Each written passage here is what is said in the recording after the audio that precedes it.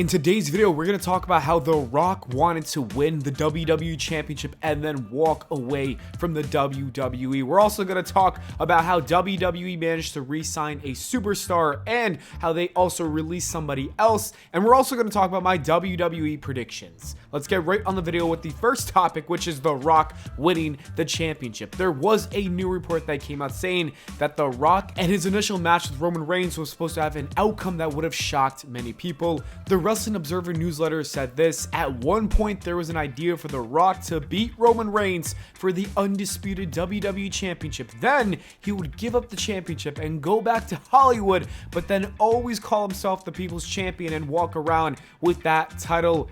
Listen, I love The Rock. I thought the Final Boss character was one of the best things that we've ever seen. It's the best thing that The Rock has ever done. I think the Final Boss actually helped save WrestleMania and the build-up. However, if that report is true, I have no words for The Rock to end Roman's 1,316-day title reign at WrestleMania with The Rock beating him and then relinquishing the belt to walk away with the People's Championship would have been one of the worst moments. I honestly think it would have been the worst moment in all of wrestling history. You can hate Cody as much as you want, but even the Cody haters got to admit that we got lucky that Cody won the belt, because that would have been horrible. I can't believe The Rock really thought that was a good idea. He most certainly was not cooking with that one. The WWE would have received the worst backlash ever. That would have been worse than any booking decision from Vince McMahon that the fans have despised in the past. The Rock really thought he should have been the one to win the belt and just give it up. Like, it's just terrible. It's a terrible idea. Thankfully, that did not happen, and instead we got Cody Rhodes to finish his story. That was the right call. With all that being said, I do want to say that I believe The Rock can now win the WWE Championship from Cody Rhodes, and it would be fine. In my opinion, it's always been The Rock turning on Roman, then beating Cody for the belt down the line, and then losing it to Roman Reigns as a babyface. I think that's the best idea. I think that's the best case scenario. The Rock can end Cody's maybe 300-day title reign, and I'd be fine with that because it's only 300 days. It's not 1,000. 1,000 is just insanity. The Rock can do that, but he's got to finish the job and do the job for Roman Reigns in the end. That works for me, but him dethroning the Tribal Chief just to walk away would have been comical. We really dodged a bullet. At least The Rock had enough wisdom to not go through with this bad plan, because that would have been really bad. He would have been hated. It would have been worse than anything he's done in Hollywood. But even though The Rock winning the WWE title was a bad idea, a good idea that the WWE recently had was re-signing Seth freaking Rollins. And I'm happy to say that the WWE managed to do that. Seth Rollins isn't going anywhere. As we know, his contract was going to expire any minute now, and that caused some doubt with his future with the WWE, and it's a good thing that they locked him into a new deal. This has been a really good week for the WWE. First, they re-signed Drew McIntyre. Now, they did the same with Seth Rollins. Congrats to the WWE for keeping those two stars. They will not be leaving anytime soon. Seth and Drew are here to stay. Even though they re-signed him, we should remember that he's dealing with a lot of injuries from WrestleMania weekend, and Seth Rollins will probably be out of action for a couple of months, maybe even more. Who knows? We don't know how long his recovery will take, but regardless of that though, Seth deserves time off. Get well soon, Seth, and I can't wait to see you back. While the WWE managed to retain Seth Rollins, they decided to let go of another name, and that name is Drew Gulak, who has been officially released by WWE. This comes after Ronda Rousey recently said that he grabbed her sweatpants string in a weird way and never sat right with her, and after mentioning it in an interview, he was taken off TV and sent home, and it seems like the WWE have finally decided to fire him, most likely for that reason. And also, if I had to guess, I think there was some sort of internal investigation. I just can't see them releasing Drew Gulak for a random story that Ronda Rousey said in an interview like that just for pulling her string. It's got to be worse than that. That's just what I think. I'd say there's more to the story that we probably won't hear about ever again. As we can see, Ronda Rousey has been talking a lot about WWE, especially negatively about WWE. Well, Jimmy Smith, a former WWE and UFC commentator, had some harsh words for her in a recent interview. This is what he said about Ronda Rousey and her attitude that rubs people the wrong way. Let's listen. I've never been a religious person, right? One of the things I've always said about God, he gets all the credit, none of the blame. That's what Ronda Rousey wants. All the credit, none of the blame. I want credit for all my wins. My losses, I had CTE and I had this and I had that.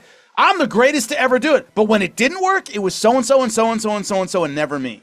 She never gives credit to the people who actually beat her. The idea that I left MMA and went to the WWE because I had concussion problems makes no sense.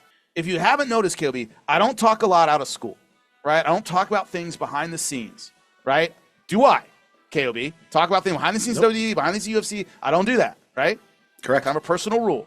Let me let you in on something. Ronda, if you are listening, the people behind the scenes, camera people, audio people, the people you can push around and the people you can bully and the people you can talk down to can't stand your fucking ass. Everybody behind the scenes that had to put a mic on Ronda Rousey couldn't stand her. I said, why? They said she was a bitch to us from the moment she sat down to the moment she got up. Like it's our fault she has to do this interview to hype something in her next fight, and she's just miserable and she's mean to us and we can't stand her. They were cheering when she got knocked out. This is what I was told. Because those are the people you can be mean to and rude to, and they can't fight back. Those people couldn't stand Ronda Rousey. So don't sit here and tell me that you're the victim. When the poor guy sitting behind the camera who's doing his job gets shit on by you, or you're mean to the person asking you questions when we're hyping your fight, don't give me this victim shit. Don't waste my time with it. I'm not gonna lie, this man really destroyed Ronda Rousey with that take. This would align with some of the things she's done, especially with these negative interviews about WWE. It's really odd to see her talk so badly about the company that did so much for her. They brought her in, they gave her millions of dollars, they turned her into a star, they gave her the WrestleMania main event, and they did everything in their power to make her feel so special. And she's just been hating on them this whole time. Is Jimmy Smith right, or do you agree with Ronda Rousey and her opinion about WWE? And finally, let's talk about my predictions for tomorrow's Backlash France PLE. It looks like a good show, and let's start with Damian Priest, who defends his World Heavyweight Championship against main event Jey Uso. This one is a random match, but I actually like that WWE is giving Jey Uso a chance here. He deserves it, and he's been receiving some great pops from the audience. I think he should win because it'd be cool to see him win the belt, but he's probably not. I can see Damian Priest definitely winning this match. The next match is Bayley defending her title against Tiffany Stratton and Naomi. Again, it's really cool to see fresh faces have an opportunity to compete for titles. We need to showcase the future and the youth of WWE. But will Tiffany Stratton win? Probably not. She will not. I also don't see Naomi winning either. I think that Bayley will retain and walk out as the women's champion. She's just been champion. She's got a lot more to do. Randy Orton and Kevin Owens take on Solo Sikoa and Tama Tonga in a tag team match. This might seem random, but I kind of like it. Solo needs to win. He's been booked as a beast lately. Therefore, he needs to keep looking strong. And one way to do that is by winning matches, especially against legends like Randy Orton and a future legend like Kevin Owens.